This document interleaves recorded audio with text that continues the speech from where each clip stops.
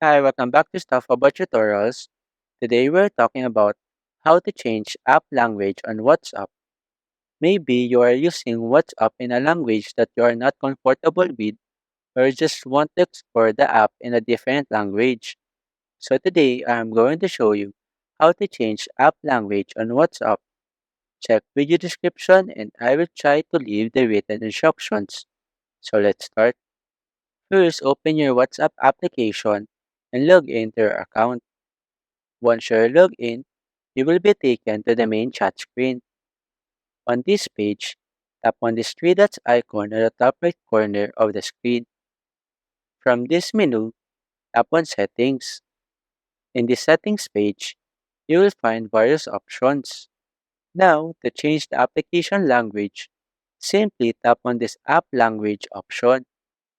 A menu will pop up below, and in this menu, you will see a list of available languages.